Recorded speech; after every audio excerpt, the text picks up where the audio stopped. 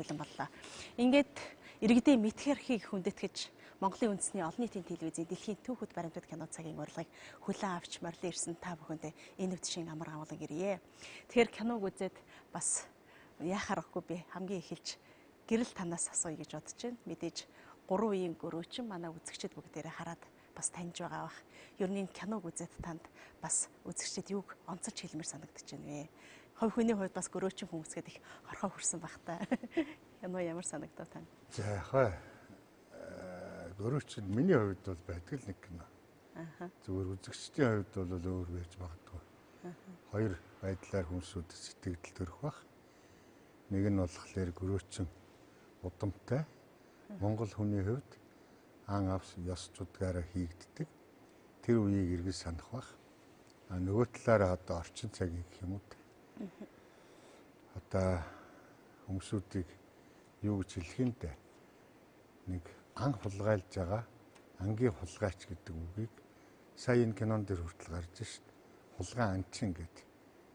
Ингээд бидний нийгэмд ингээд буруу ойлголт төрүүлж. Анчин хүн хулгайч биш. Ан хулгайлж байгаа бол хулгай хийж байгаа болохоор ангийн хулгайч гэдэг. Мал хулгайлж байгаа хүнийг малчин хулгайч гэдэг, малын хулгайч гэдэг. Нэг энэ хоёрыг зөв ойлгоосоо гэж нэгдүгээрт би бодмоор байна. Монголчууд бид нэр одоо түүхээс авч үзэх юм бол өвөг дээдсээс бид нар ч гөрөөч удамтай. Монголчуудын ихэнх нь одоо хотод суурьсан улсууд бол үе тасарч иж магадгүй. Хөдөө байгаа ан гөрөө хэлбэг Монгол орны хэмжээнд одоо үзэхэд бол ерөөсөө ихэнх нь гөрөөч удамтай байсан гэж үзэж байна. Тэгээ гөрөөчин гэдэг дээр би яагаад акцент өгж байгаа гэхлээр гөрөөчд өөрснөө энэ ангиднаа хамгаалах ёстой, хайрлах ёстой. Үе дамжаад ирсэн ан гөрөөгөө бид нар эргүүлээд хойч үедээ үлдээх ёстой. Энийг бид өвлөөд авцсан учраас хойч үедээ заавал үлдээх ёстой гэдгийг заавал ойлгох ёстой. Энэ бол монголчууд бидний одоо түүх уламжлал бидний ёс чудаг юм байх ёстой.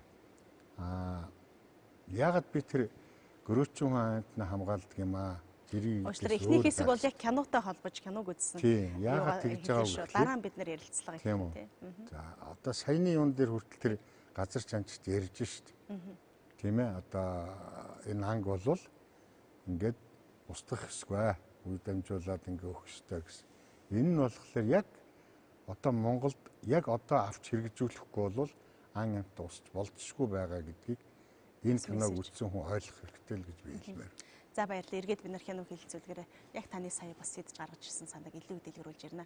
За Самья профессор та бас яг аль хэсэг нь илүү их онцгой санагдав. Үзэгчд бид нар ямар сургамжийг бас эндээс авах хэрэгтэй вэ?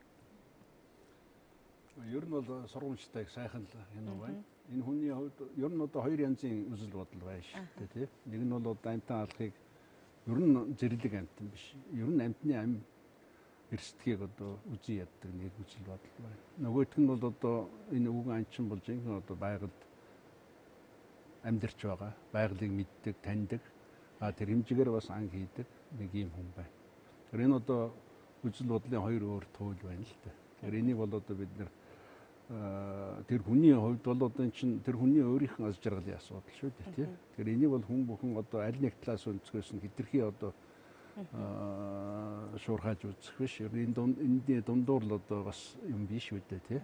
Ер нь киноны нийт өгүүлэмж бол тийм өгүүлэмжийн хувьд тийм. Зүгээр харахад энэ өвгөн бол байгалыг мэддэг, байгалыг уншиж чаддаг. Анчин хүн гэдэг бол байгалыг уншдаг, байгальд хамгийн ойрхон байдаг. Тэр амтан, байгаль, цагуур бүх юмыг мэддэг их айхтар нарийн мэргэжлийн хүн шүү дээ.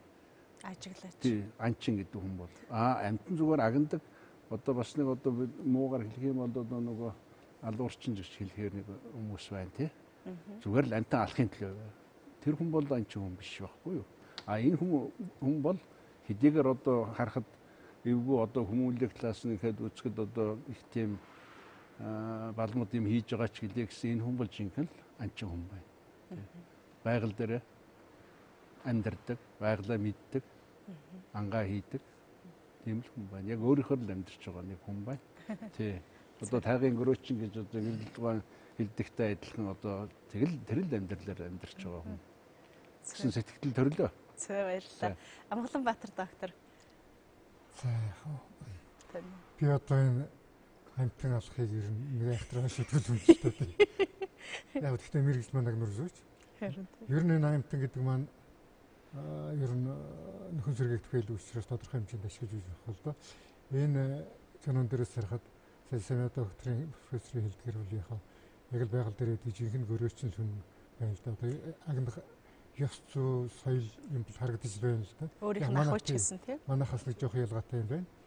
Орчин үеийн техникцэн ланчин байна. Тэгээд одоо машинтай тэгээд тийм ээ. Жоохон газар алах гэж байна. Манай энд бол арай өөр л да. Тийм. Энд дэр нэг соёлын нэг юм харагдаад байгаа шиг байна. Одоо зааж өгч шүү дээ. Тийм. Юу гайдууд тэр газар чинь тий. Одоо яг л бидний заасныг л агна шүү. Манайд бол арай өөр байгаа гэдэг. Гэхдээ хэлцүүлгийг бол арай явна гэсэн тийм ээ. Тийм. Зөө. Бацаахан. Зэн бас сонирхолтой кино байлаа да. Тийм хөгжилтэй байдлаар бид хийлсэн. Гэтэ энэ ч бас таалагдлаа. Алив зүйлийг тийм ээ ан дагнж болохгүй амтны эрх гэж ярихаас л үүдээ тийм ээ бас цагаан хоолнд сайн нийтээр эн чинь зөв хоолт гэл ярьж л байна л да. Тэгэхээр яг энэ дэлхийн нийтийн хүн төрлөختөн бас өнөөдөр өөрийнхөө дур сонирхлоороо энэ цаалтаа уургийн хэрэгцээ шүү дээ яг томор нь үзвэл тийм ээ. Тэгээд тэргүй анчтын хувьд энэ анчин гэдэг хүн төрлөختний хамгийн одоо ойршин тогтнох орших үндэс нь болж байсан ч үү. Ан алж яж гэвэл тэр үр хүүхдээ үлдээх тэр мэнд үлдэх нь боломж байсан учраас эртний юм тэгэхээр хамгийн эртний одоо мэргэжил юм бол гэдгийг бас энд харуулсан тийм ээ. Тэр хүн тэр цагаан арьстай Европ хүн тэр Африк төврүү дахиад Шотландын тэр цагаан арьстай хүн тэнд өөрийн нутаг шиг болчихсон. Одоо буцаад насан агсан ч гэсэн тэр сүүлчийн ан гэж байгаа нь тийм ээ. Тэр хүний тэр хараа одоо бүх юу дордсон ч гэсэн тэр хүн бол цанаад ясны гэж ярьдаг шин анчин гэдэг тэр нэг өөрт нь байгаа тэр сэтгэлд нь байгаа нь сайхан тэр өөрийгөө хөгшөрсөн одоо би өртөлдсөн хүн гэж үзэхгүйгээр тэр агуу их юм дээр тэр чадварыг байгалаас аваад энэ амтнаа хараад бас нөгөө талаас нь харах юм бол энэ ан гэдэг бол өөрөө шинжлэх ухааны мэдлэг юм тэр мөр уншиж байгаа. Тэр мөр уншиж байгаа гэдэг бол хүн гайхалтай тэгээд хараад би бол тэр гайхалтай тэр нэгэн халтарсан тэр өхрийн тэр зэрлэг Африкийн зэрлэг өхрийн мөрийг харж байгаа бараан зүстэй гэдэг хэрнэ гэдэг их ажиллаж байна. Тэрээс бол тэр хүн бол хараагүй. Тэгэхээр тэр хүн бол мөрөөр нь яг л амтны зүсээр нь хилээд байна гэдэг бол энэ бол зүгээр нэг тийм дурын нэг хүн шагаасан буу шагаагаад падж унгадаг тэрэндээ хөөрдөг биш. Цаалтаа тэр орчноо уншиж байгаа. Тэр амтны зан авирыг уншиж байгаа. Тэр салхиа авын шүү. Тэр одоо бүхэн энэ тэгэхээр ерөөсөө анчин гэдэг бол ерөөсөө өөрөө энэ мэргэжил гэдгийг харуулж шүү дээ. Энэ бол байгалаа уншиж जैन тэр амтныг уншиж чадаж байгаа гэдэг бол энийг бас товоолгож харуулсан юм уу гэж. Тэгээ бас дараагийн нэг хэлэх зүйл нь тэр анчин гэдэг мэргэжлийн учраас тэр залуучууд бас тийм ээ тэр цагаан арьстай залуучууд бас өвдөж үлдсэн байна. Тэр одоо би тэрүүгээр нь буудсан одоо юу гэдгийг тэр гидсээр нь будах юм бол тэр амтнаас нь эвгүй үнэр гардаг шүү гэж байгаа цааталтаа яг тэр сэвсний үнэр байгалах цааталтаа энэ юу гэхээр бас энийг зүгээр ингээд нэг сурчдаггүй бас мэрэгсэн анчтаасан үе дамжуулан өгдөг мэдлэг юмшүүл гэдэг бас тэр зүйлийг дараагийн үеуданда тэгэхээр тэр цагаан хоолтой нэрийн хооронд сөргүүл тавьсан бас сонирхолтой болголоо кино сонирхолтой болголоо. Тэгэхээр бас нэг юм сонирхолтой мэдээ байсан. Тийм гайхалтай байсан тэр хөгшнийг тэр насаараа тэр байгаагаараа өөрөө яг л тэр нэг одоо манайхан одоо энэ байгалааслаа нэг тийм нэг ланчин нэг тийм хийчихсэн хүн шиг байлаа ш тийм ээ. Тэгэхээр энэ дээр бас сонирхолтой байсан. Тэгээ мах идж байгаа хүн бидний буруу биш. Тэгтээ тэргүүл энэ хүн анх үүсэхдээ одоо бидний анхны хүн үүссэн үед л мах байсан яг нь. Сонирхолтой нэг тийм нийтлэл байсан. Тэгээ 3-4-р бүлгийн төстэй улсууд нэлээ хожуу үссэн гэж. Тэгэхээр энэ бол нэг л одоо хүн төрлөختөн үүсэлээр мах идэж зэрлэг амтантай цуг байсан. Тэгээ цуг л орших хэвээр. Тэгээ тэр хүн бас тэр байгальд өөрөө шингэх нэ шүү дээ. Буцаад явлаа тийм үү Шотландаас тэр Африкийн тэр нутг руу бас буцаад явж байгаа. Тэгэхээр тэр хүн тэр мэргэжлийн тэр хүний татаад тэгэл одоо ясаад энэ тавих байж бодвол тийм л сонирхолтой байл. За маш их баярлалаа. Тэгэхээр чимд очир зөвлөх та. Хувийн зүгээс харахад зүгээр энэ кино хийсэн хүн цагаан хоолтон дээ. Нөгөө амтны айн таслахаас яагаад цагаан хоолтон болсон хүн анчны тухай кино хийсэн нэг сонь дээ. Манайхан бол одоо нэгсний эсрэг тесрэг үзэлтэй хүн нөгөөдхийг ойлгох гэж те яахлаар хүн амтын алдгийг гэдгийг маний хүн ойлгох гэж. Тэгээ сүүлд нь ч гэсэн энэ бол бас нэг амтэн хүн хоёрын хооронд бас нэг тийм нэг онцгой холбоо байна гэдгийг бас хэлж байгаа тийм. Нөгөө талаас бол энэ бол бас нөгөө тусгай зорилтын ан гэдэг шүү дээ. Манайд энд ирж байгаа одоо жишээлхэд Алтайн уулз одоо жишээлхэд $40,000 төлөөд тэг ямар хүмүүс ирж ямар хүмүүс энд агнжээнд гэдгийг бас энэ цаанаас нь харагдаж байгаа байхгүй юу. Яг тэрэн чиг Шотландаас мань хүн мэдээж үнэтэй мөнгө төлөөд тэгээд өмнөд Африкийн энэ миний бодлоор бол ерөнхийдөө хувийн агнуурын эзэмшил нутаг дээр агнсан юм шиг байна л харж байгаа. Ягаад гэвэл зэрэг маний хүн чинь ингээд нэг ан байхгүй болчихвол яг үгүй үхэр тижээд юм уу эсвэл тэр нөгөө нэг жим сургуулдаг юм уу. Энэ бол ерөнхийдөө яг өмнөд Африк дээр хуушин нөгөө нэг эдлэн газрууд ерөнхийдөө агнуурын амтэн одоо тусгай зорилтын агнуур агнах нь илүү ашигтай учраас яг ийм нөгөө хуушин үхрийн аж ахуй байсан газрууд яг ийм юу болоод нэгсний амтыг үржүүлж байгаа хөө тэр хэрс байж гэн те. Тэгээ нэг юунууд ээж энэ нь нэгдүгээрт нь агнахаас гадна бас фото сафари хийдэг.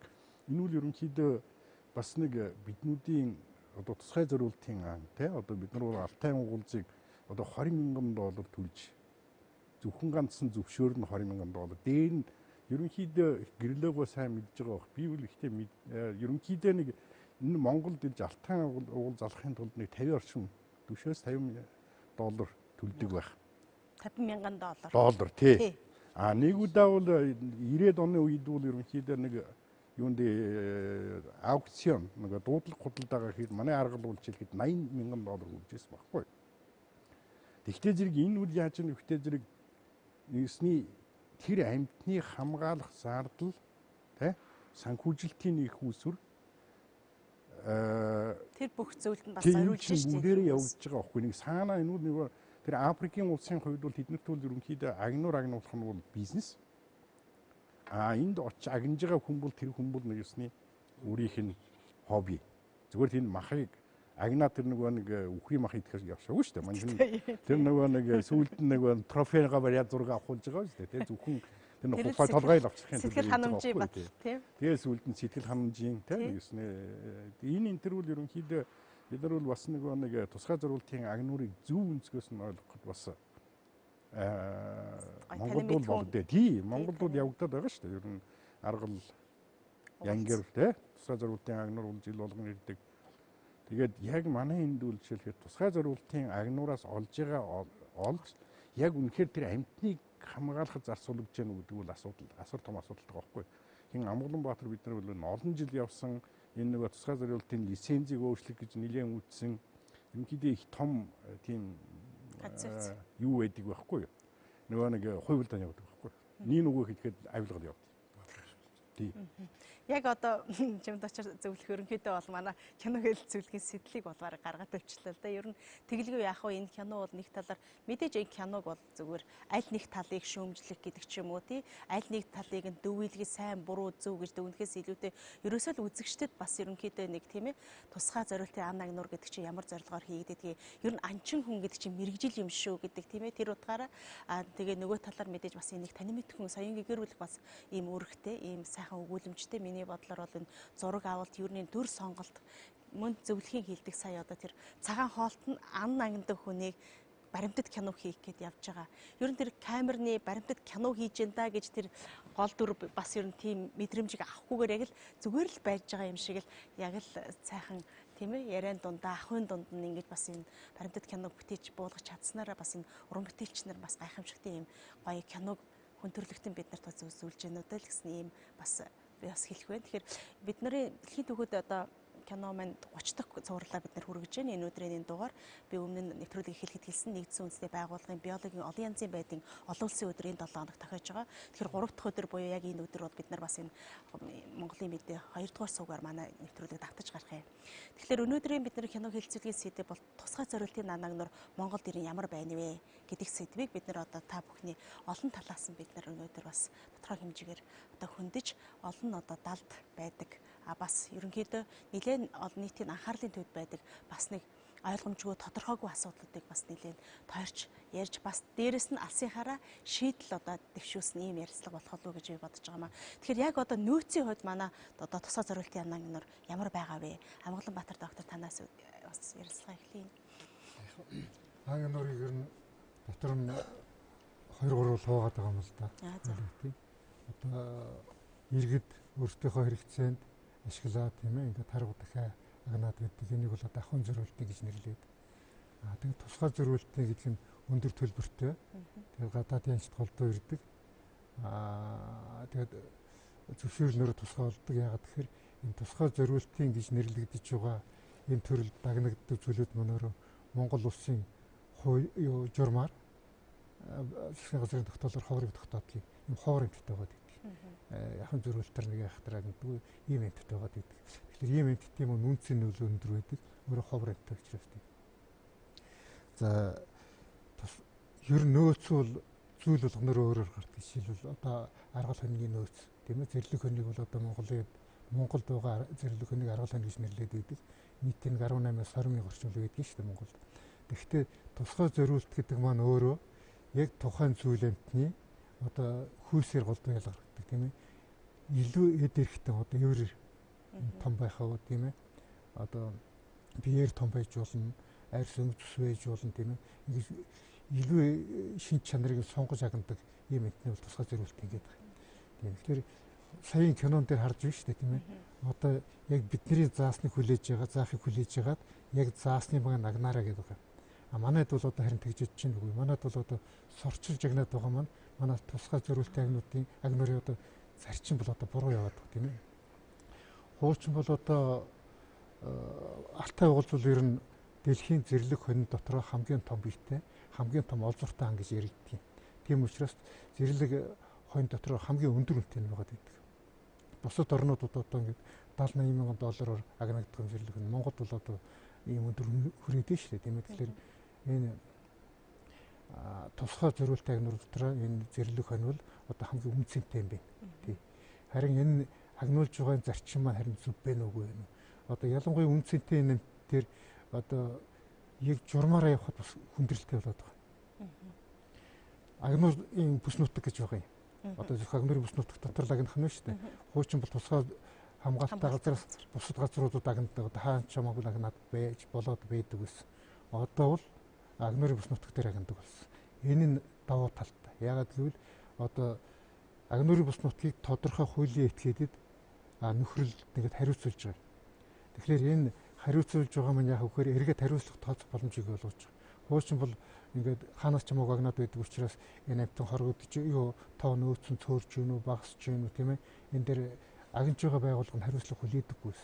Одоо агнуурын бүс нутгийг хариуцаад гэхээр яг энэ агнуурын бүс нутаг дотор хэрвээ агналтын явцад, ашиглалтын явцад амтан цөөрөд байвал энэ тухайн хариуцагчтай бол хариуцлага тооцох боломж гарч ирж байгаа. Гэхдээ энэ дээр яг агнуурын бүс нутаг маань хариуцагч маань өөрөө яг ашиглах, хамгаалах энэ юугаа үйлдэл ингээд бүрэн хийгээд ингээд явж чадж гин болж гин үгүй юу? Чадж гин үгүй юу? Тий. Хажуугаас одоо хөндлөнгийн нөлөөх орж ирээд байдаг юм л да. Тухайлбал агнуурын бүс нутаг дээр нэг угал загнах боломжтой гэд нөөц нь гараад ирлээ. Тийм үү? Гэтэл дээрээс зөвшөөрлөختө 2 гэж өгөгдөөд нэг нь тэр даргаих шүү, энэ даргаих шүү гэх юм яригддаг чинь сураг дуулцсан л да. Тэгэхээр энэ уучлаарай үргэлжлэхгүй бол арай бусад панелистуудаас сая профессор та бас нэг уулзаж хат хэлжсэн шүү дээ.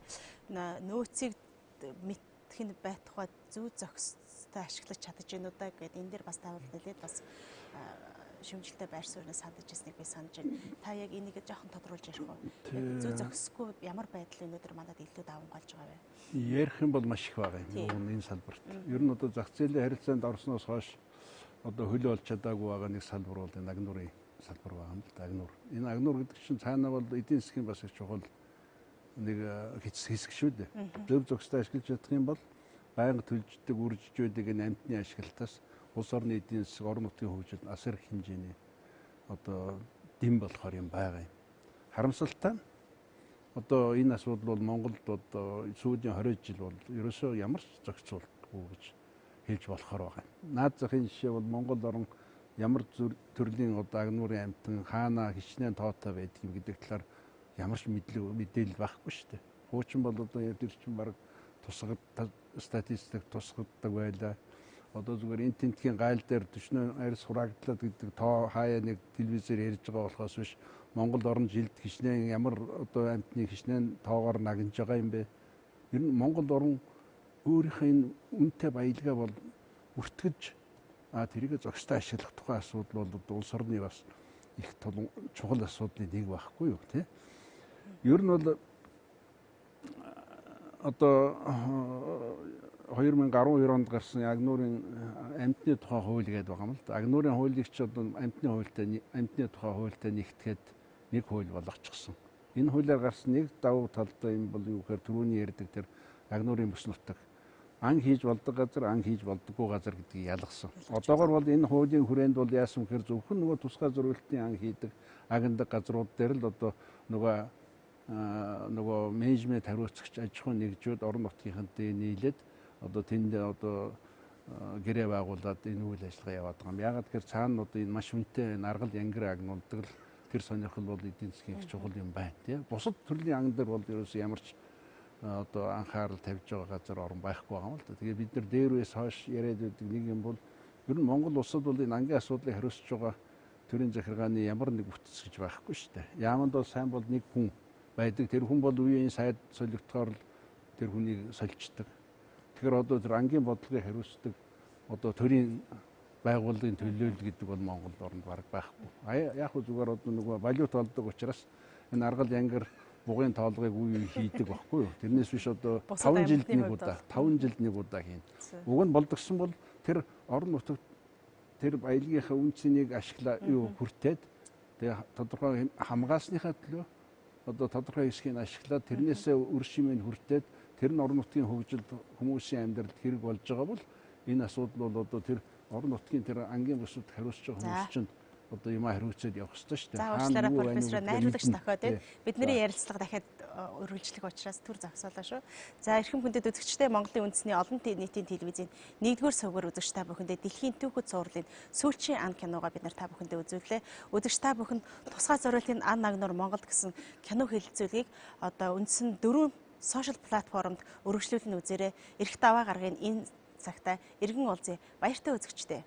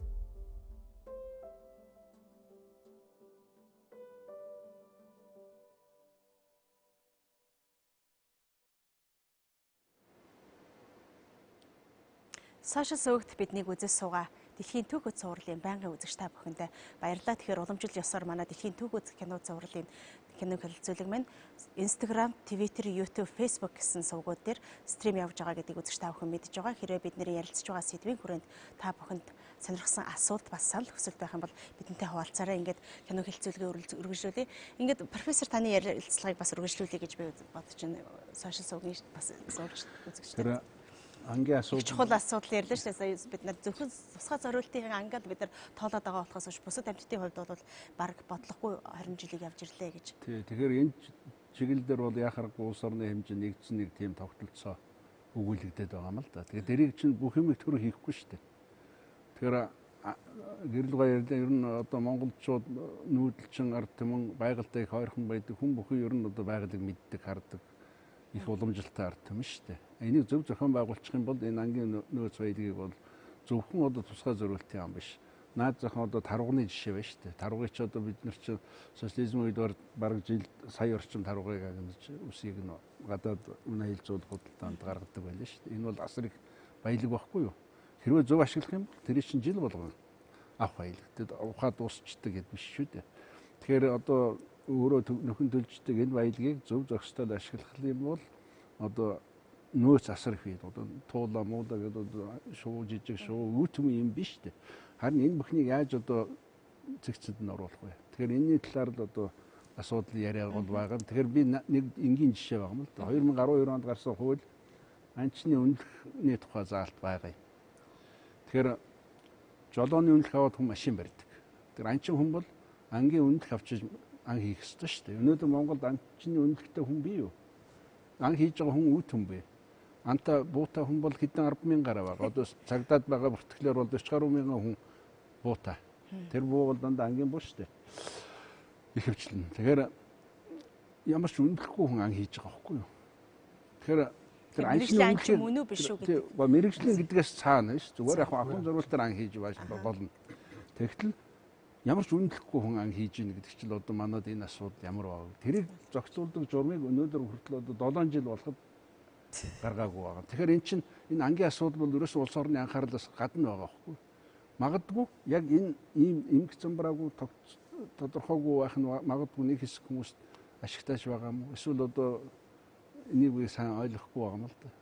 Яагаад энэ асуудалд одоо улс орон анхаарал тавихгүй байна? Яагаад одоо энэ байгаль орчны байгууллага илүү одоо төрийн зүгээс илүү анхаарахгүй байна уу гэдэг бол одоо их л төвөгтэй асуудал тийм. Дэлхийн байгаль хамгаалах сангийг бас тэргүүлж ирсэн ер нь олон улсын байгууллага тодорхой хэмжээгээр бас яг энэ тусгай зорилтын агнуурын чиглэлээр бол танах бол ихний санаачлагыг бол нэлээд хүчтэй тавьж ирсэн да зөвлөхөө. Та одоо нэгдсэн үндэсний байгууллагын хөгжлийн бас төслийн зөвлөхөөр ажиллаж байна. Ер нь Монгол улс орны хувьд энэ профессорын хэлж байгаа саналтай та нийлж байна уу? Үнэхээр бид нар бодлогогүй ямар ч бодлогогүй ч гэж би бас хэлэмгүй л байна л да. Зөвхөн концепцийн асуудал дээр 2012 оны хуулийн өөрчлөлтөөр нэг том өөрчлөлт явагдсан байхгүй. Тэрүүл яасан гэхдээ зэрэг нөгөө нэг байгалийн нүүс ялангуяа нүхэн цэрэгдэх байгалийн баялагын менежментийн асуудал орон нутагт шилжсэн байхгүй. Хуушин одоо яам жишээлхэд нөгөө нэг хаана ихнэр агнуурхыг яадаг байсан бол одоо ерөнхийдөө орон нутгийн түвшинд шилжсэн. Нөгөө төсвийн тухай хуулиар ерөнхийдөө бүх төлбөр хураамжууд бүгдээр орон нутгийн төсөв тэр байтугай сумын төсөв рүү орж байгаа. Сумын төсвийн орлого болж байгаа. Тэгтээ зэрэг тухайн сумын нутаг дэвсгэрдэг байгаа тухайн аймгийн нутаг дэвсгэр дээр байгаа нүхэн цэргээгдэх байгалийн баялгаа яаж үр ашигтай зарцуулах вэ гэдгийг тэдний бодно гэхээс ус заавал бүх юмыг яамаас хараад байж болохгүй болчиход байгаа байхгүй. Энийг бас сайн ойлгох хэрэгтэй байна. Тэр байтугай ерөнхийдөө байгаль хамгаалах хуулийн дээр өөр нэг том заалт байдаг байхгүй. Байгалийн нүүсийн сангийн өөрчлөлтийг жил болгон аймгийн иргэдийн хурлын дээр тайлангаа засаг даргам тавьдгаар байж байгаа. Тэр одоо нэсний ан маань өөрчлөгдөж гэнэ үү, багасж гэнэ үү, ихсэж гэнэ үү гэдэг. Энийг ер нь тайлан тавьдаг засаг дарга би сайн мэдэхгүй. Тэгтээ зэрэг байна шүү дээ. Асар их болцоо орон нутагт байгаад байхад орон нутгийн нөгөө нэг өөрөө удирдах байгууллага иргэдийн хурлыг хэлж байгаа Сумын аймгийн түүний нэсний засаг дарга өөрийнхөө эрх үүргийг хэрэгжүүлж чадж гэнэ үү гэдэг нэг асуудал. Өөрөөр хэлбэл ингээд бүх байгалийн баялаг гэж ярьдаг. Үндсэн хуулийн дээр бүх ард түмний мэдлэлд төрийн хамгаалтанд байна гэж нэг заалт байдаг тийм. Бүгдээрээ тэгээд төрийн өмч гэж яддаг тийм. Тэгтээ зэрэг үндсэн хуулийн дээр яадаг вөхтэй зэрэг засаг дарга бүх шатны засаг дарга бол төрийн төлөөлөгч гэж явдаг. Тэгтээ зэрэг тэр төрийн төлөөлөгч болсон засаг дарга бол хамгаалах үүрэгтэй болохоос ус ашиглах захин засварлах эрх байхгүй. Тэр байгалийн баялаг хэний мэдээлэл байдаг вөхтэй зэрэг тухайн иргэдийн хурлын мэдээлэл байдаг байхгүй. Тэгээ энэ ерөнхийдөө энэ логикууд, энэ концептийн асуудлыг бид нар яг үнэхээр яг ойлгоод энийг хэрэгжүүлж чадж байгаа нь үгүй гэдэг юм л болвол нэг дээш нь заачаал тэр яам болохгүй байна, тэр яам юугаа тоолохгүй байна. Тэгээд нүүс гэдэг үл их харьсангуй ойлголт байхгүй. Одоо жишээлбэл тусгай зориултын дээр яа. Тусгай зориултын ан хийж байгаа хүн хамгийн нөгөө трофей буюу хамгийн томыг нь хамгийн юуг нь лавлсан. Тий? Гэтээ тэд нар шиг этикийн дагуугаар зөвхөн нөгөө өршлөөс хасагдсан хөгшөрсөн тэр том үртэйг нь авдаг байхгүй. За тул барилаач гэсэн томыг нь барих юм. Өөрөөр хэлэхэд тул барих гэж байгаа бол томыг нь барих юм тэгээ явна шүү дээ тийм. А тэр чинь бас тэр нэг таашаал авах гэж тэр байхгүй. Тэрнээс тул нэг жижиг юм буутчаад нэг жижигхэн өвөлтэй юм аваад очихгүй шүү дээ тийм. За тэгэхээр хэрэгжилт ямар үе шатн дээр алга болчиход байгаа нөөц гэдэг чинь тэр асуудал би ямар амтны тухай асуудал яригдж чинь ямар зориултаар агнах гэж чинь тийм. Үнэхээр трофены агнуурын нөөц байна уугүй гэдэг нэг онд асуудал. Дандаа ингэж ясаар байгаад эврүүл ерөнхийдөө хуушин 65 инч хүрдэг байсан байхгүй болж байгаа байхгүй. За хэрэгжүүлэлтийн тал дээр та баахан хуулийн юу яах гэж байна? Ийм байна л да. Энэ сая яриад байгаа юмнууд бол үндсэндээ ер нь бид нар буруу яваад байна гэдгийг хэлээд байгаа. За яагаад буруу яваад байна гэдээ сая сумыг ярьлаа шүү дээ, аймгийг ярьлаа. Аймаг сумд ямар ч мэдэл байхгүй. Энийг бол баталгаатай хэлэх ёстой. Яагаад энэ эрх мэдлгүй болгож байгаа юм гэхээр засгийн газар 93 дугаар тогтоол гэж гарсан юм аа. 13 ондоо гардаг билүү. Энүүгээр сумын засаг дарга гэрээ хийх эрхийг олгогдсон байсан. За сая 15 16 онд илүү нөгөө 9 дугаар тогтоолоор энэ эрхийг аваад байгаль орчны яам дээр төвлөрүүлчих. За энэ дээр бол нэлээд хэрүүл болсон л доо. Тэр үед ч одоо оюун хорол байсан сайдаар нөөцийн удирдлагын газрын дарга нь даваа самб гэж байсан. За ингээд энэ дээр нэлээд яриа болоод мэргэжлийн анчтай холбоо иргэний зөвлөл ингээд бид нар ярьж хагаад энэ ерөөсө болохгүй байна. Энийг авч яач гэдэг. Буцаагаад энийг хүчинг болгооч маш олон албан бичиг өгсөн. За энэ дээр бол аваагүй. За тэгээд яамн дээр иргэд төвлөрүүлсэн. Энэ бол яг лобби байхгүй. Энэ бол хизээч гөрөөчн хүн орон нутагт байгаа хүмүүсүүд хизээч хүлээн зөвшөөрөхгүй ийм хуулийн залт болгоцсон. Хуулийн залт гэж би энэ бол ерөнхийдөө хуулиас давсан журам. Хуулиас давсан журмаар ийм хийсэн байхгүй. За өшөө бас нэг айхтар нэг байгаль орчны тухай хууль дээр байдаг байхгүй. Энэ 3 дугаар зүйлээ 8-д нь байдаг. Энэ бол ард иргэд ер нь орон нутгийнхан мэдж авах хэрэгтэй юм байгаа байхгүй. Байгалийн нөөцийн хамтын менежментийн нөхөрлөл гэж. Нөгөө сая эдгээр бүгд ярьлаа шүү дээ. Менежментийн хариуцсан нөхөрлөлтөй энэ хотоос нөгөө тэрний санхүүжүүлсэн нэг компанитай эдгээр нөхөрлөлөө байгуулж байгаа. За энийг цааш нөхөрлөлгөн нутгийн иргэдийн байгалийн нөөцийг хамгаалах, зохистой ашиглах, нөхөн сэргээх эрхийг олгож нөөц ашиглалт хамтаараа ил тод шудраг зарчимд нийцүүлэн зохион байгуулалт түүнээс гарсан үр ашгийг иргэдэд тэнцүү хуваарлах зорилготой нөхөрлөлийг хэлнэ. Маш тодорхой орон нутагт ийм байх ёстой гэд хэлсэн. За энийг бол яам дээр нэлээ ярьж байгаад энэ сайд нар анх өөрөө шин сайд болоход их чих зөөлөнтэй байдгийг. Тэгээ одоо нэг ажлын хэсэг хүртэл байгуулж байгаад бид нар энэ дээр ярив. За ерөөсөө энэ орон нутагт ямар үлгэр жишээ байх ёстой тэрнийг хийцгээе ингээд. Тэгээ Цэрэнбат сайд чинь чихэн зөөлөн байхдаа над үүрэг өгсөн. Үүрэг өгөөд би Төв аймгийн Дэлгэр хаанд одоо энэ хүмүүсийн яриад байдгаар зэрэглээг чамд миний байгуулсан компани ганц уулзах эрхтэй. Тэндээ би менежментийн төлөвлөгөө бүх юм мэргэжлийн анчтай холбоо өөрөө гардаж хийгээд ийм байх ёстойг яг хуулийн заалтаар хийж өгöd үлгэр жишээ болгоод өнгөрсөн намар хүлээл гэж өгсөн. Бүтэн 3-4 сар хийгээд мод үржүүлгийн газартай, мужааны цехтэй, бүдэнгийн аж ахуйтай тэгээд өшөө мод үржүүлгэн ингээ 3-4 юм нэг дор. Тэгээд энэ заалт яагаад хэрэгжих ёстой, орон нутаг яагаад анхаарах ёстой гэхлээр энэ иргэдэд тэнцүү хуваарлах гэж шүү дээ. Нөгөө угалзыг агнууллаа. Агнуулсан ашиг нь одоо нэг угалзыг одоо говийн угалз гэж $45-аас $50,000 зардаг. Түрүүн бид нэр жоохон багаар ярьсан. Алтай угалз бол $70-аас $80,000. Энэ бол бүр энэс доош бол зарж болохгүй гэж бид нэр ярилцчих хэрэгтэй байхгүй. Энэ чинь улсын бодлого байх хэрэгтэй. За эннийхээ 3/1-ийг одоо тэр улстай төлнө. Төлбөр хураамж гэж авдгийг. Хоёулаа суманд орж байгаа нь үнэн. Сая өнгөрсөн жил Цэрэнбат сайд бас нэг тушаал шүү юм гаргаад бүр нөгөө Чингэлтэй дүүргийн дансанд одоо хураамжийн төлнө гэдэг ингээ бүр эсэргээр нь тэрнийхэн дагуу бид нэр хөөцөлцөөр байгаад нөгөөтгий чинь эргүүлээ суманд ордог гэдгийг сангийн ямар нотлуулсан. Тэгээд энийг хийлээ гэд ингээд тэр олсон мөнгөний 3/1 нь улсдаа төлөөд төлбөр хураанд 3/1 нь энэ орон нутгийн энэ хүмүүсүүдэд юм хийж өгөх ёстой. Агнуурын бүс нутаг гэж байгаа бол тэрний менежментийг хариуцж байгаа бол тэр компаниуд энэ нөхрөлийг суурин ажилуулахын тулд бүх юмнуудыг хийж өгөө. Тэндээс олсон ашгаас тэд нар хөдөлмөрлөх нь шүү дээ. Бодоо тарьж зарж болно. Сумаа ойжуулж болно.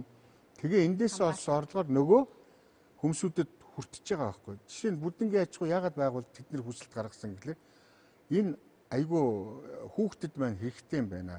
Энэ юуг байгуулж өгөөч. Тэгвэл бид нар ядахна хүүхдээ ирүүл чирэг одоо энэ 5 дахианы 5 өндөгтэй нэг бүдэнгийн өндөг тэнцэж байгаа учраас бид нар ойлгоод байна шүү дээ. Хөдөөнийх нэг тэнэг гэж ерөөсөө монголчууд энэ Улаанбаатарт байгаа нь яриад байд энэ үгүй байхгүй. Би өөрөө хөдөөнө.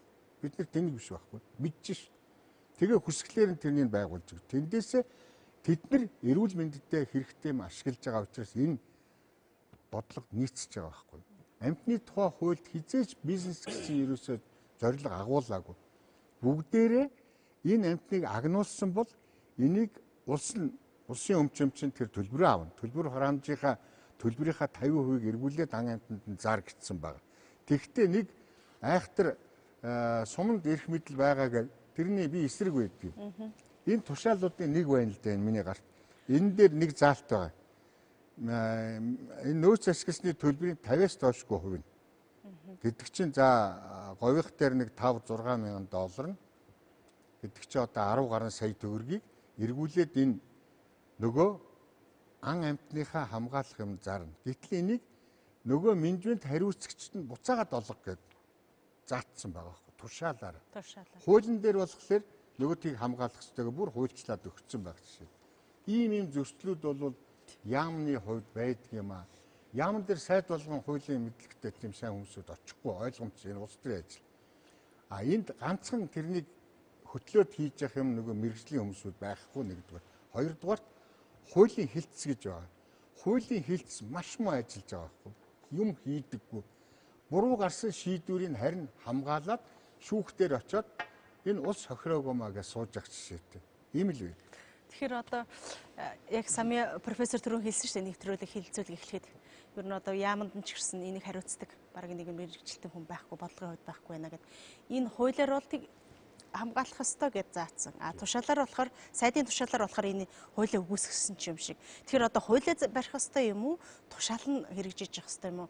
Эндээс л нөгөө зөвлөх эрдэнэ чимэд очир зөвлөхийн яриад байгаа нөгөө хэрэгжилтэн дээр байгаа гэхээс биш бодлогын хувьд концепц бол байгаа юм биш үү? Бид нарт бол хууль байж гэн, эргэцэн орчингууд нь байж гэн.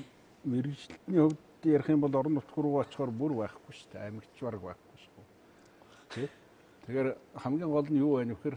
Тэр баялагын эзэн орон нутгийн хүмүүс өөрийнхөө баялагтай одоо баялагтай бол хариуцлагатай хандах хэрэгтэй байхгүй юу? Тэр антаа байж тэр антаа нутгийн хүмүүс тэр ангаас ямар нэг байдлаар одоо юм олдлоо тий? Орон нутгийн хөгжил тэр хэрэгтэй байдаг. Тэрийг ойлгосон цагт тэр орон нутгийн хүмүүс тэр антаа байхын төлөө анхаарал тавих хэрэгтэй. Тэр нөхөрлийн цаад ерөнхий концепц бол тэр шүү дээ. Дундаа тэр баялгаа хамгаалаад зохих хэсгийг ашиглаад тэрнийхээ үр шимээр одоо орон нутгийн хөгжил хүмүүсийн амьдрал одоо таатай байх. Энэ бол тогтвортой агнуурын одоо үндсэн концепц нь тэр шүү дээ. Одоо биологи олон янз байдлын өдөр гэж бид нар ярьж байна тийм. Энэ концепц гарсны дараа энэ конвенц гарсны дараа ер нь энэ нөөцийг яаж ашиглах ёстой юм бэ? Биологийн нөөцийг ургамал амьтан бүгд. Тэн дотроос бүр амьтны нөөцийг яаж ашиглах юм бэ гэдэг одоо энэ талуудын уулзалтууд болоод 13-4 одоо тийм бичиг баримт боловсруулсан байгаа. Ер нь тогтвортой агнуур гэж юу юм бэ? Зохистой агнуур гэж юу юм бэ? Өнөөдөр агнуурын чинь зүгээр одоо хүний одоо байгаль хамгаалах бас нэг хэрэгсэл, тийм хүний байгальтай харьцдаг бас нэг уламжилт арга, бас их хүн төрөлхтний асар том соёл гэж үздэг болсон шүү дээ. Европын орнуудад бол эн чинь бол гайхалтай соёлтой. Өнөөдөр тэрийг хүмүүс одоо Европын холбоо бол 7 сая анчинтай. Америк 14 сая анчинтай. Анчин бол ан хийх ажил бол ерөөс үеийн өнгөрөөсөн огт биш байхгүй юу? Бид бол тэр олон нийтийн дэлхийн нийтийн жишгийн дагуу явах ёстой. Тэгээ би зүгээр ангийн жишээг хэлэхдээ таруу агнахыг хориглоод хууль гаргаад энэ асуудал ерөөс шийдэгдээгүй шүү дээ. Шийдэгдэхгүй. Харин орон нутгийн хүмүүс таруутай газрын хүмүүс таруугаа ашиглаад хамгаалаад тэрэндээ зохих хэмжээний одоо тэндээс ашгаа хүртэх юм бол тэр газрын таруу нутаг тархутаагаач байна, тархунаас ашиглаж болно, тархутаагаа урт хугацаанд амьдрна. Тэ? Өнөөдөр тархуны одоо толон бол бараг 30-40 мянган төгрөг, 50-60 мянган төгрөг байна шүү дээ. Ягаад нэг тархутай газрын амыг хүмүүс ангийн бүс нутаг болгочоод орон нутаг тэндээ анчтыг аваад тэр тархуны ам хийх дуртай хүмүүс өөрсдөө очиод тэндээ тархуу агнаад мөнгөө төлөөд бод иймэрхүү маягийн жишгрүүл явах хэрэгтэй. Орон нутгийн хүмүүс тэр орон нутгийн малчид маань өөрсдөө одоо хариуцлагатай болох хэрэгтэй асуудал байна. Нэг тодорхой жишээ хэлэх үү. Одоо жишээлбэл Уус аймгийн цагил бүх мөрөнгийн заг, сагаан гол, ураат гэдэг. Яг манай хэдийн орчинд байдаг аргадын гол бас нэг сүм нутаг байдаг байхгүй. 90-ад оны үед бол ерөнхийдөө саргалын толгой хоригдсоор байгаад yani 2004 он гэхэд ерөнхийдөө 250-аад тавьсан. Болсон. Тэгээд тэндүүд ерөнхийдөө бол аргал уулзын агнуурууд явагддаг байсан. Тэгээд жилд нэг 2-3-ыг агнадаг байсан байхгүй. Тэгээд энэ өдөө ерөнхийдөө энийг яг яг сая нэг сумья профессорын концепцийн дагуу. Яг тэгэхээр тэр аргалаас очиж байгаа ерөнхийдөө тэр тухайн орон нутгийн иргэд ямар ч ашиг байхгүй байхгүй. Тэгээ ангийн компани яаж байгаа юм те нэг бид нар бол ерөнхийдөө нүдэн дээр их хэмжээний за тэгээд энд нөгөө нэг лиценз яаж байгаа яамны бас нөхдүүд байна те. Тэгээд яг орон нутгатаа бол яг тэр нөгөө тэр тухайн аргалын хувь зүй хамаарж байгаа тэр нутгийн иргэдэд юм орчихгүй байгаа байхгүй. Тэгээ энэ концепцийг бид нар өөрчлөе. Яг нутгийн иргэд төчгөлсөн агнуурын менежментийг бий болгоё гэдэг. Тэгээд нэг төсөл хэрэгжүүлсэн юм яг нэг азтайгаар мөнгө олоод. Тэгэхэд бол одоо бол жишээлхэд одоо тэнд байсан аргал одоо 2000 болчиход байгаа байхгүй. Тэ? Яг аргал яг хоньны хажууд явж байгаа харагдаж байгаа байхгүй. Гэхдээ би дараад нэг хүнээс нэг сэмхэн асуусан юм. Яагаад таныхан ерөнхийдөө энэ аргал чинь өсдөггүй байсан юм? Гэхдээ бид нар чинь намар таргунаас уухтай зэрэг богны ижээ хийгээд буудаг байсан байхгүй. Энийг нөгөө хэлж байгаа байхгүй тий. Гэхдээ зэрэг энэ яаж яах вэ зэрэг биш тухайн амьтны үсэх тэр нөгөө нэг юуны эдийн засгийн хөшүүрэг гэдэг тий. Одоо жишээлхэд яг саяын тэр миний саяын хэлдэг тэр газар бол ерөнхийдөө таргуны их төмн үстэй байхгүй. Хулгайгаар тэд нар бол таргуу агнжил байгаа тий. Яагаад зохих журмын дагуу эрхийг нь олгоод хамгаалж чадж байгаа юм бол та нар энээсээ ашигла гэдэг энэ концептээр яагаад хандж болдгоо. Уул нь бид нар яамтай яриад ингээд нөгөө тодорхой хэмжээнд тэнд хэсэгчлсэн байдлаар таргууны зөвшөөрлийг нээ гэжсэн чинь нэг ойлголцлын зүрхээс болоод бид нар тэр 20 тавигдаагүй. Уулзалтны хөлж өнгөрсөн жил энэ жил 10 зөвшөөрөл. Тэгээд тэр бол одоо үл 10 гítл яг байж шүү. Яг тэгэхээр бид нар хамгаалаад сөргөө өсгөцсөн шүү. 2000 гэдэг чинь тэр байхгүй. Тэгээд гэхдээ энэс бас л бид нар дутуу юм хийж байгаа байхгүй. Яагаад одоо нэгсний тэр 50%-аас доошгүй гэж байгаа байхгүй юу? Заавал 50 гэж байгаа ш.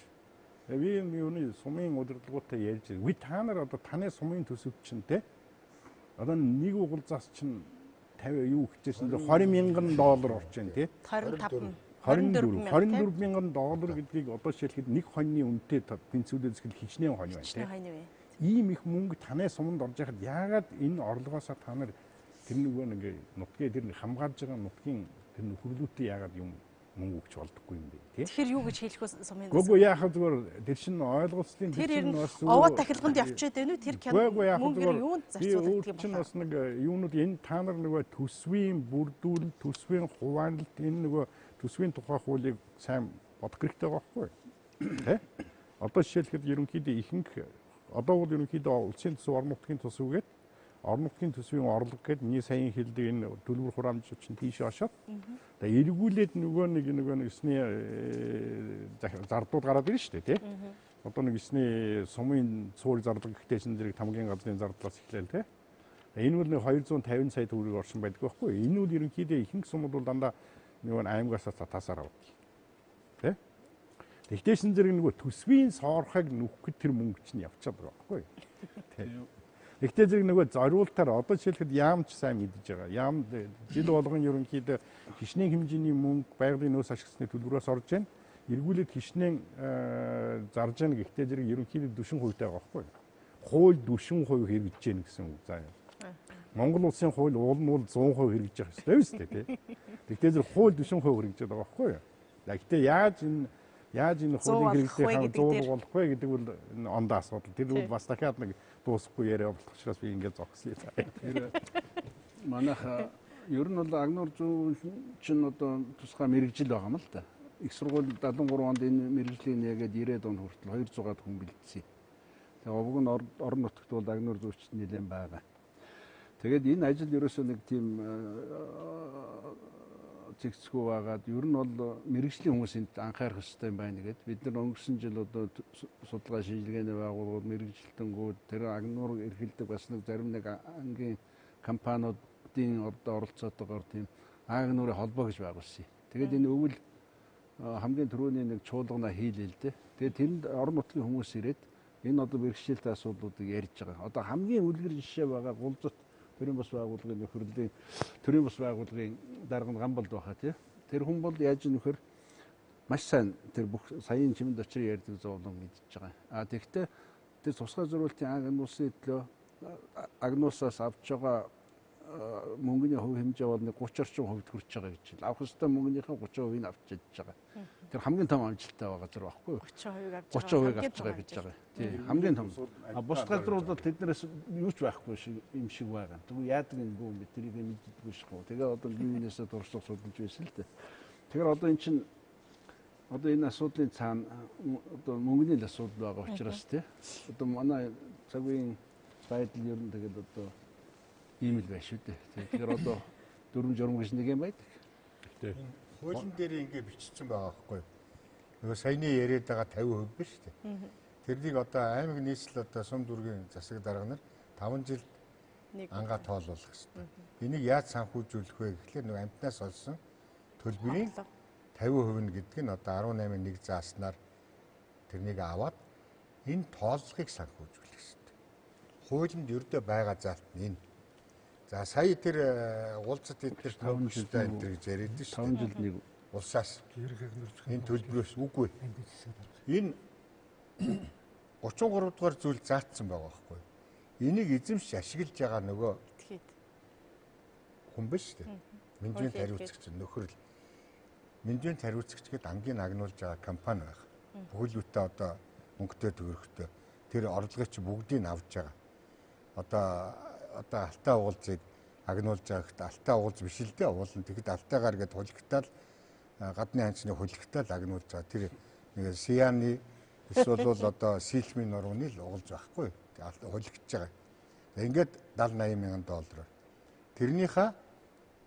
Тэр мөнгнөөсөө 33.3.1 дээр иргэн хуулийн этгээд гэрээгээр ашиглаж байгаа нутгийнхаа амтныг хамгаалах өсгөө үржүүлэх арга хэмжээг тухайн газар ашиглагч эзэмшигчийн хөрөнгөөр маш тодорхой.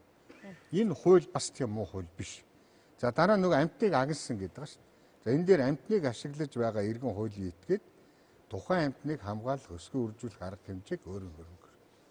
Энэ бол зайлшгүй нөгөө 70-80 мянган долларынхоо 3.1-ийг улстай өгч юм. 3.1-ийг тэр нөхрөлийн хийж үүсгэх дам ард иргэдэд байгаль хамгаалах тухай хуулийн 3.8 зааснаар хүртээх ёстой тэр хөрөнгийг энэ ангаас өгөх ёстой.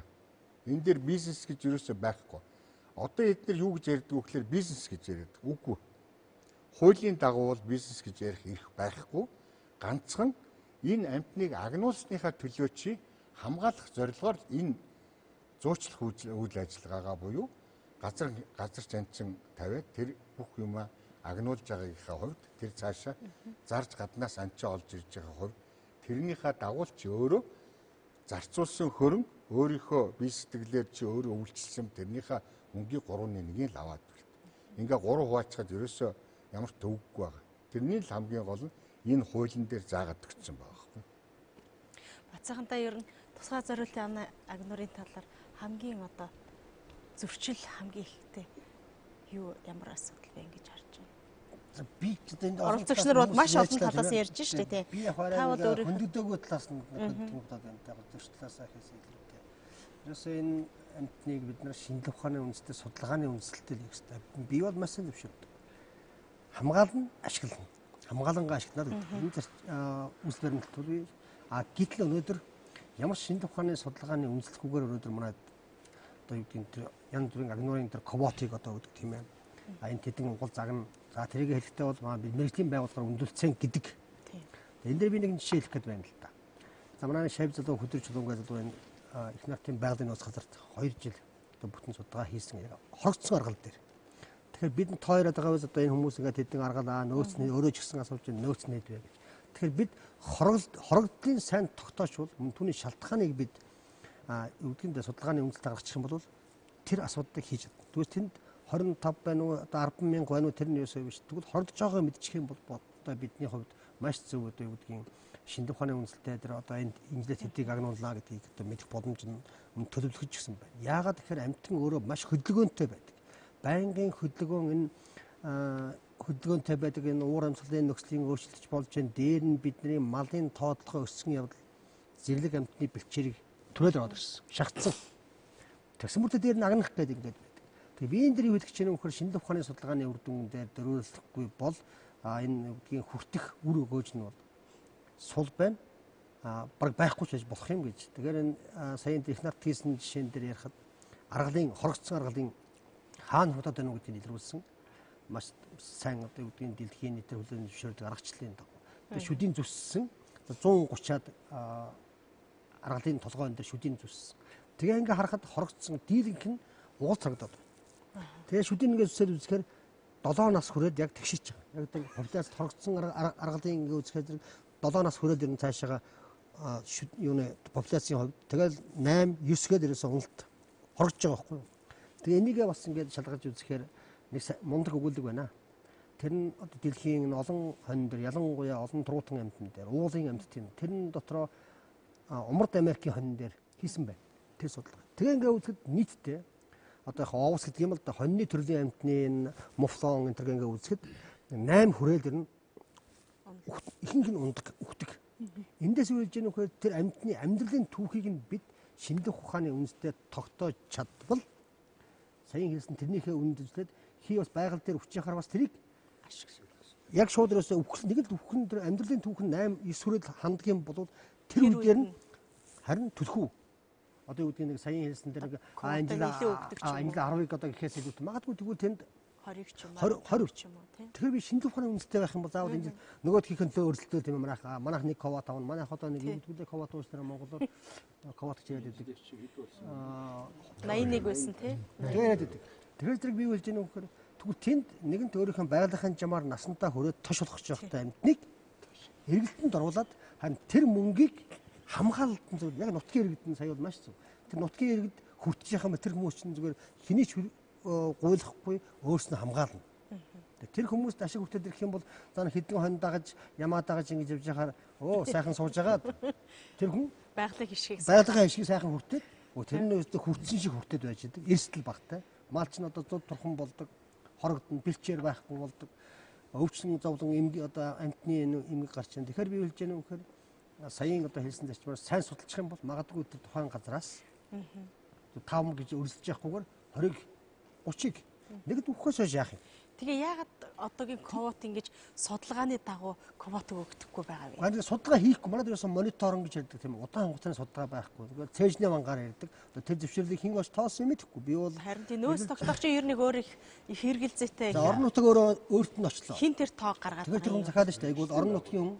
За энэ манайд нэг энэ 5 хуулийн дагуу бол тийм л тийм.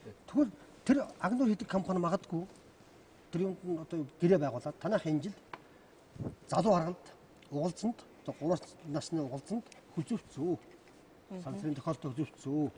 Тийм одоо устдаа байнгын байдаг газар дээр нь автомат камер байрлуул.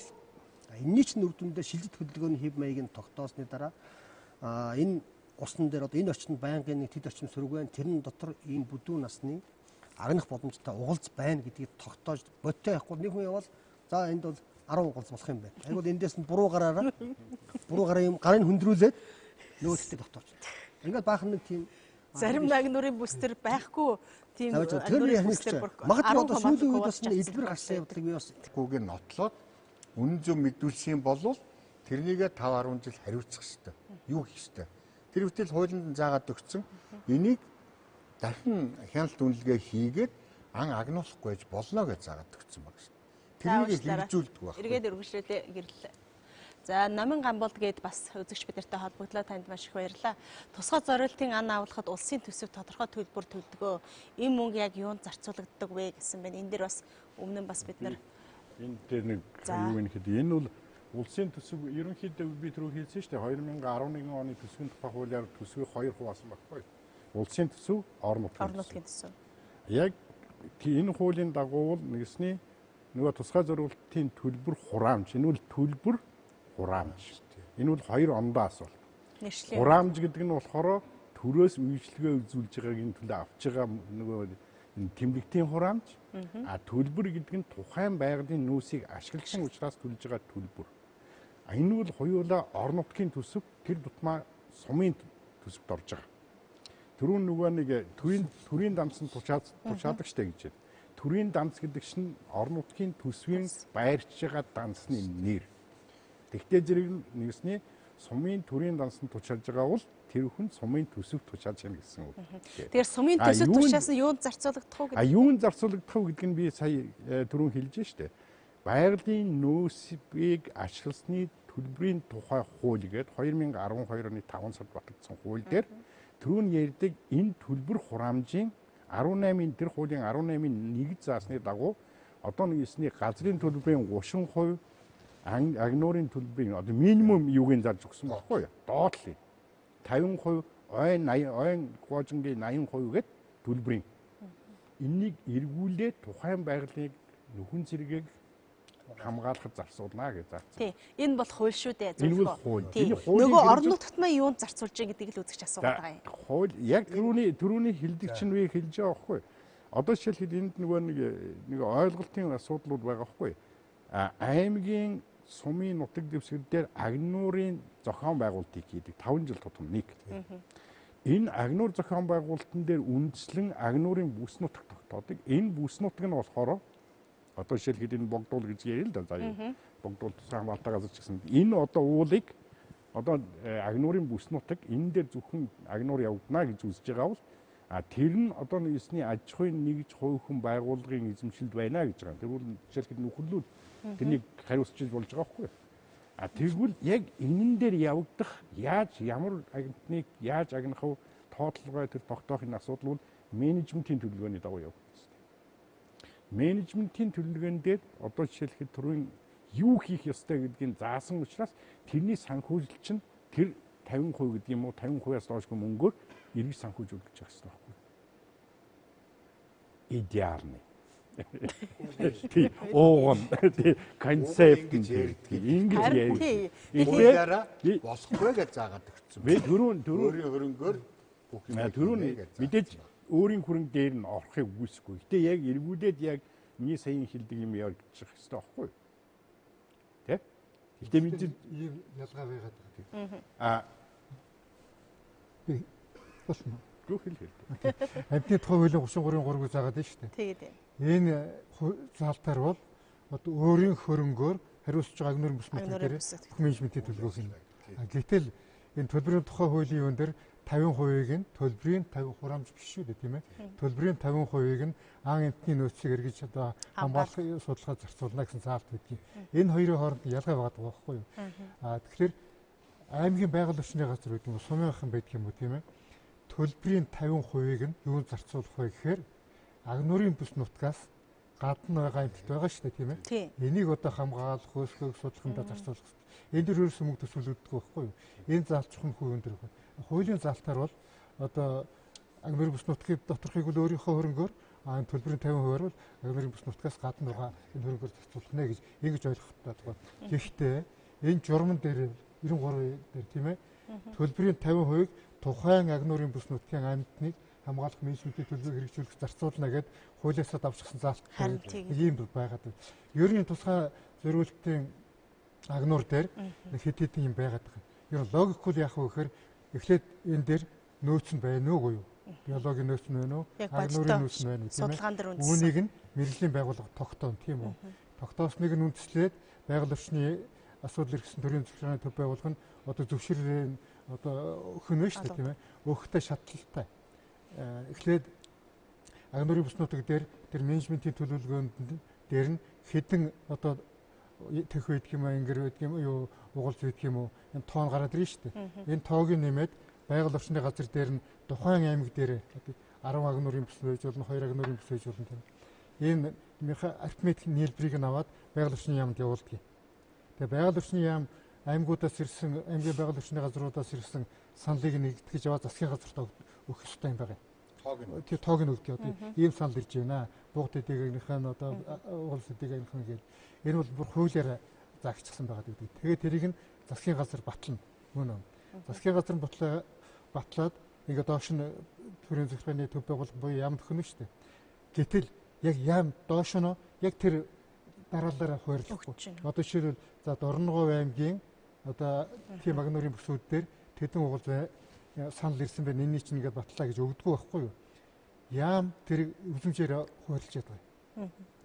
Одоо Монгол улсад нийтдээ нэг 40 гаруй угалс агнуурын бүс байгаа юм. 80 угалзын зөвшөөрөл олгогдож байна тийм үү. Тэгэхээр нэг агнуурын бүс төр нэг юм хоёр ингээд сайхан их нийцээхгүй тоглоом тарахгүй хуваарлж болох нь шүү дээ. Гэтэл зарим нь нөгөө гарын хүндрүүлээгүй гэдэг юм уу яад ерөөс ингээд огт өгөхгүй хайшиж байгаа. Гэтэл тэн дээр нь яаж вэ? Нөгөө менежментийн төлгөө гэж сайн хэллээ шүү дээ. Менежментийн төлгөө байдгийг 19 онд ийм 15 үйл ажиллагаа явуулна. Одоо энэ дээр нь тэдэн сая төгрөг зарцуулна гэдэг. Энэ угал загнуулаагүй учраас орлого орж ирэхгүй тийм ээ. Орлого орж ирэхгүй учраас менежментийн төлгөө тасарна. Ийм болоод байгаа байхгүй. Гэтэл зарим дээр нь бүр 10-аар нэгэ тавьж штэ. Нэгийн нөөцтэй шүү манайд илүү агнуулж чадахгүй шүү гэж хэлээд ингээд дэшний уулж яхад тэгээд 3 болгоод ирж байгаа. Тий. Тэгэнгүүтээ араас нуцдаг гэнэлдэ тийм юм яриад байгаа тийм ээ. Энэ бол таних шүү. Энэ нэг нь тэр сайдных шүү. Энэ тэр гişүнх шүү гэдэг. Ингээд тийм замбраг нь албалаад байгаа байхгүй. Тэгэхээр би түрүүнд хэлсэн тийм ээ. Мэргэжлийн байгууллага болох хэрэгтэй. Мэргэжлийн байгууллага одоо хэд хэдэн алдаа байгаад байгаа юм. Нэгдүгürt мэргэжлийн байгууллагын эрх болох асуудал дээр бас нэг анхаарах хэрэгтэй болоод байна. Яг энэ мэргэжлийн байгууллагын эрх авах гэдэг энэ байгууллага дээр нь үнэхээр тийм чадварчсан тийм нэг одоо мэргэжлийн хүмүүс байна уу? Байхгүй хүмүүс өгч байдаг. Түрүүн хэдэн жилийн харж илүүстэй 3 малын эмч агнуур зохион байгуулалтын мэргэжлийн байгууллага эрх авчихсан. Тэгээд одоо энэ яадаг юм болоо гэдэг ингээд явж ирсэн байхгүй юу? Тэгээд энэ яадаг вөхөр танай нэр дээр ийм менежментийн төлгөө тэр хүн хийгээд өгнө ш.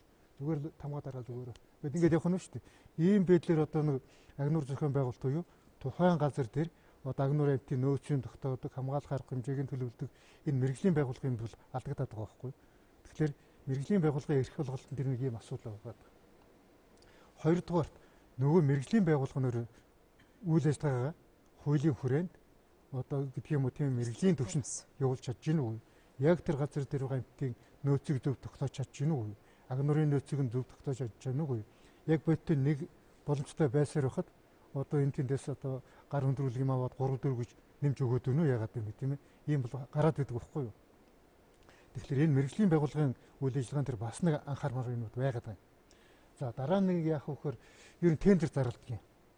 Тендерийг яах вөхөр одоо ерөнхий агнуур зохион байгуулалт, наривчлал агнуур зохион байгуулалт гэж хоёр байдаг гэсэн шүү дээ. Ерөнхий нь яах вөхөр аймгийн хэмжээнд нөөцийн тогтоол. Манайх дөрөнд хэлж байна шүү дээ тийм ээ. 5 жил тутамд нөөцийн тогтоолгоно. Жил тутамд агнуул агнсан бол одоо аймгийн засаг дарга тооллого хэлгэнэ гэдэг. Энэ дээр үг үсгийн алдаач болсон юмнууд бол бий. Монголчууд хүнээ малаа яая гэж тоолж шүү дээ. Тэгтэл дэрлэг эмтнийг тоолж чадахгүй шүү дээ тийм ээ. Нөөц тогтоох гэж ярьдаг юм. Малыг бол одоо хашаанаас гаргаад 1 2 3 4-гээ тоолж байгаа учраас малын тооллого гэж явагддаг.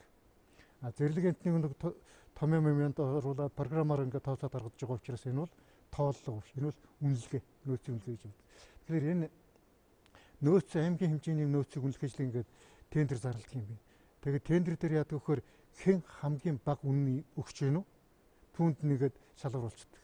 Хамгийн бага үнийг хамгийн муу ажил хийдэг компани өгнө шүү дээ тийм ээ. Тэгэхээр төлөвлөсөн ажил байх. Тэгээд ингээд юу хийхээр сүлд амаа урьцгаад юм л дээ тэд нэр сум болгон дээр доотлол нь одоо юу гэдгийг тэд хоног ажиллаад хичнээн бүрэлдэхүүнтэйгээд ингээд тооцоод үзэхэр нөгөө амуусын юунд хөрөхөө ирсэн шүү дээ.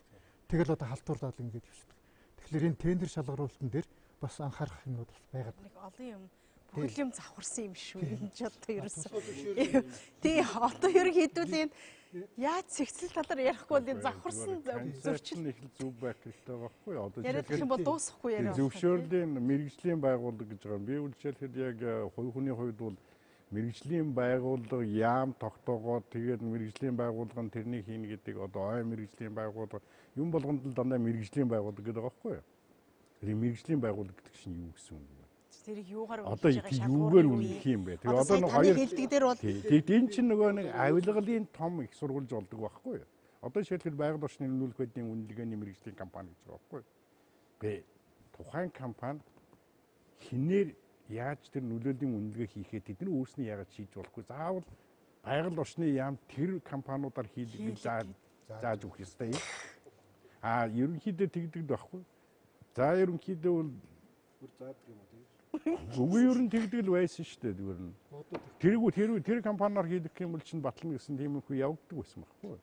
За тэгэл Монголбаатар доктор сайн мэдж байгаа шиг байна. Одоо тэгэхээр болсон гинэ. Тэгэхээр ийм асуудал.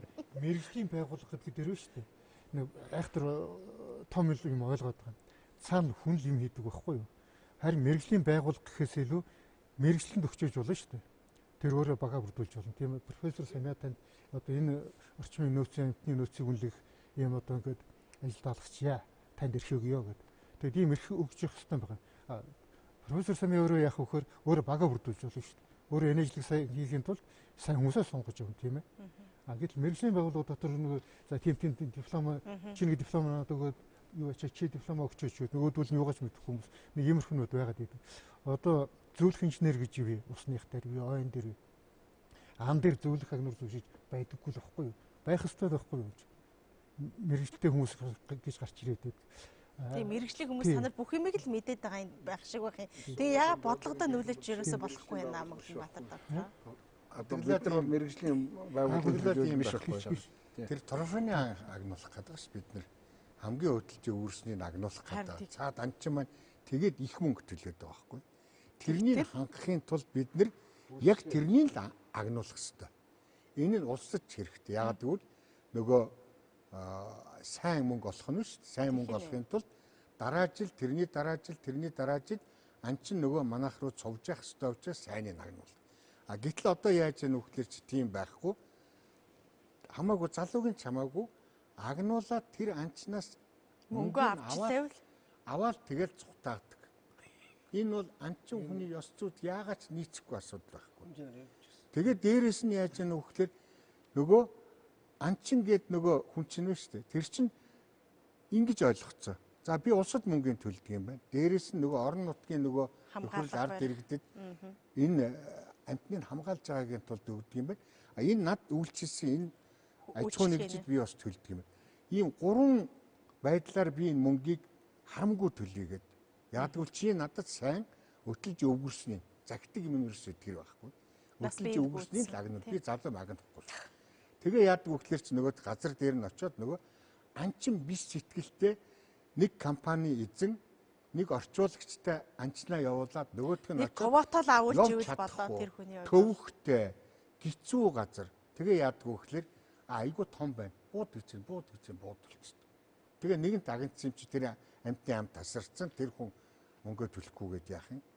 Хуучин түүх ярил тэр анги агнуулдаггүй бүр буцаадаг байсан. Тэр жил нь тэр хүн буцчих. Хойдон жил нь дахиж ирээд яг шаардлага хангалтыг олж буудуулдаг ийм журамтай байсан. Одоо энэ алдагдчихсан. Яагаад гэвэл эдгээр энэ амтныг агнуулж бид нар энэ амтныг цааж үлдчихэж байгаа амтныг хамгаалж байгаа гэдэг ойлголт байхгүй.